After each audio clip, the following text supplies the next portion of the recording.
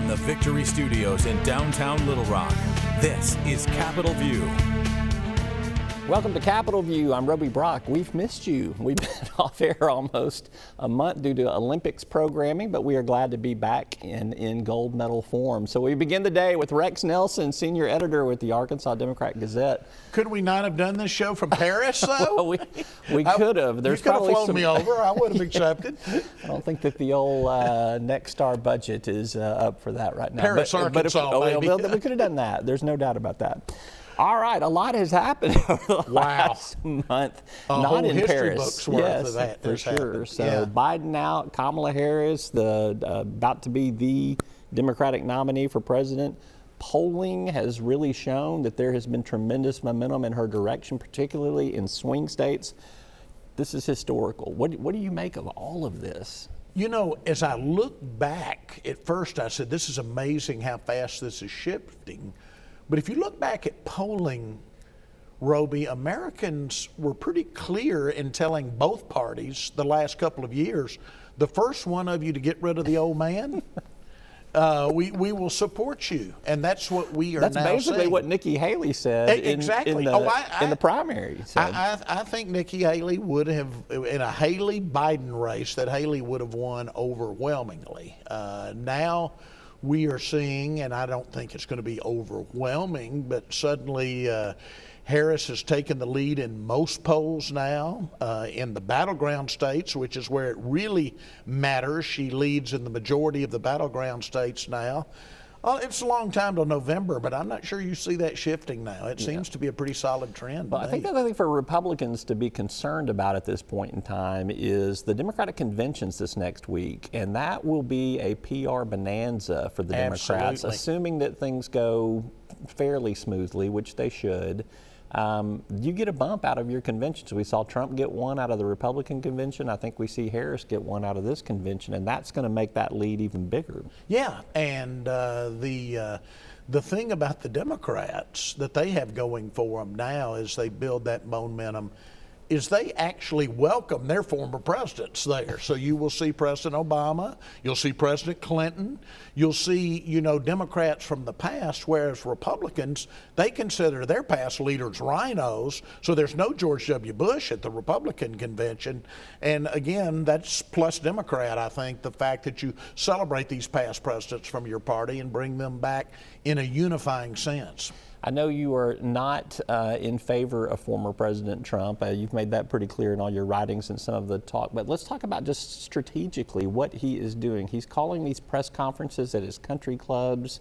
They tend to be rants. They don't seem to have a message focus to them. If you were giving him political advice, not that he would take it, but what would you be advising him and Republicans to do at this point? Well, he's got some good political people, but he doesn't listen. And again, that's the problem. I mean, they're telling him you've got to focus on issues now. You've got to forget the last election. Americans don't want to hear about that election being stolen.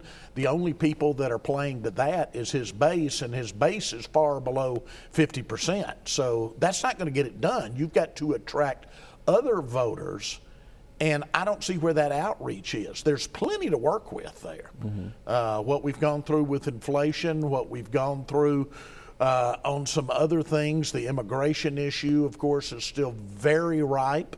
The vice president was supposed to be the czar, if you will, on that issue, and that has only gotten worse. So there are issues there. Their problem is their nominee can't get over 2020 still and doesn't realize it's 2024. If he would, he'd certainly have a chance in this race. Well, and there's the insults that are being hurled, and to me, it lacks so much focus. It really does. And I know the political people, like I said, I know some of those people. They know what they're doing, and they've got to just be going crazy right now that he won't listen. Yeah. You and I know this from many years in politics.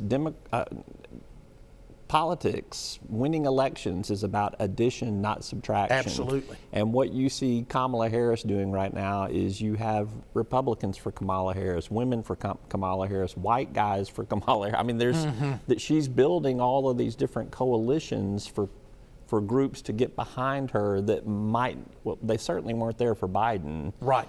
Right. But you don't see that on the Republican side. You don't see that on Trump's side. He seems to still be playing just to that base. And so to your point of he's not listening, do you think there's time for him to pivot still and capture some of that? Will it be even viewed as sincere or genuine if he does it? Yeah, there's still time, but he needs to move pretty quickly, and I just don't see it happening.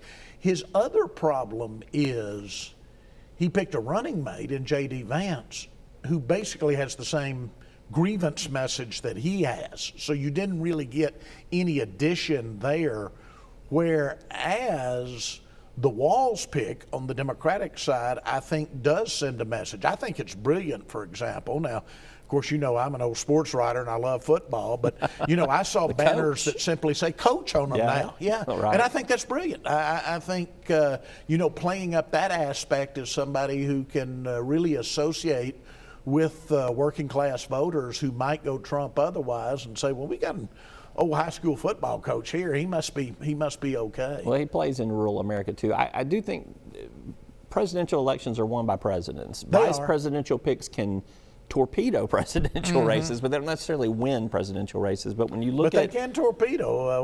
We had an example from Alaska, you remember, a few years back. We did, yeah. But helped sink a campaign. J.D. Vance versus Tim Walz, though, I do see them both really spending most of their time in those battleground states, particularly Wisconsin, Michigan, Pennsylvania. J.D. Vance speaks that language, speaks to those rural folks from his, you know, hillbilly elegy roots. But you've got Tim Walz, who was a rural Democrat in a purple, if not Republican. And it goes back to, here's what I was trying to say, Roby.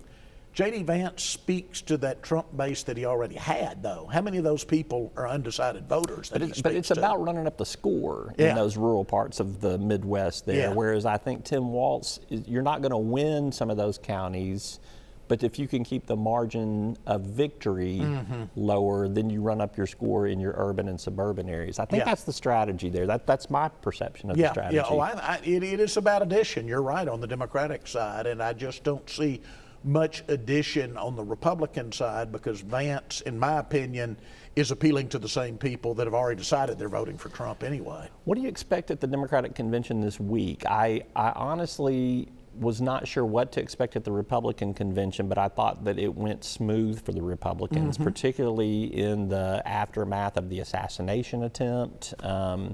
You saw a pretty smooth convention. Maybe the third time was the charm there. It was. Their problem is it was all focused on Biden, though, so everything changed a week afterwards. What do you expect in the Democratic convention? I think it will be a celebration of unity again with Obama coming back, with Bill Clinton coming back, and I think I expect to see a lot of energy. You know, here's the problem both parties have with conventions. I've been to a lot of them. The problem both parties have at conventions is not so much the speakers, it's the people out in the crowd that they show, because you really get the freaks from both fringes. I mean, let's be honest, in both parties. I know what you're saying. And so they're wearing the hats and the I don't think Obama's going to get them in trouble. I don't think Clinton's going to get them in trouble. But then they show some of these people that are delegates or in the crowd or whatever, and you got, you know, honest Americans think, look at that. You know, it's a freak show out there.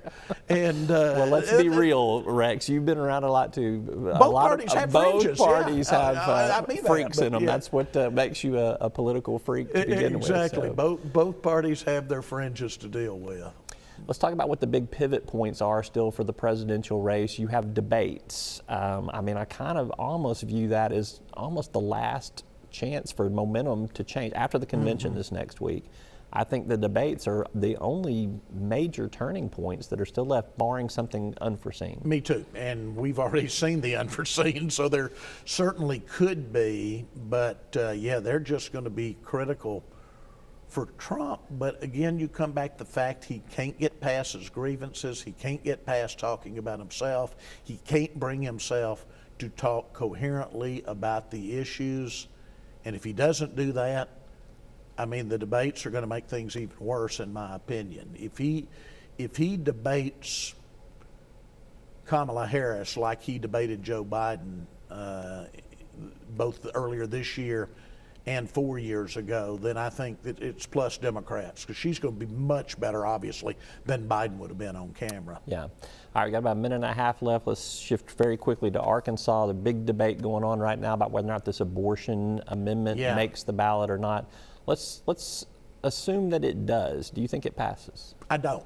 I don't. Give me your analysis of why. I just think Arkansas, if you go to the base, and people aren't going to really look at, frankly, the intricacies of this, and you really should, because it's not as simple as black and white. There are a lot of, but people don't tend to do that at the ballot box, especially on issues. They're either pro-life or pro-choice, and the fact is we're a lot more pro-life state than we are a pro-choice state. Yeah, I think the messaging for that, to me, I agree with your assessment. If it makes it, I think it's got a challenge. I know some of our friends watching this will not appreciate that analysis, but that 18-week ban is enough for evangelicals and conservatives to build a message on, whereas if it was just rape, incest, and life of the mother, it would be very hard to campaign against that. And so I think that's where the messaging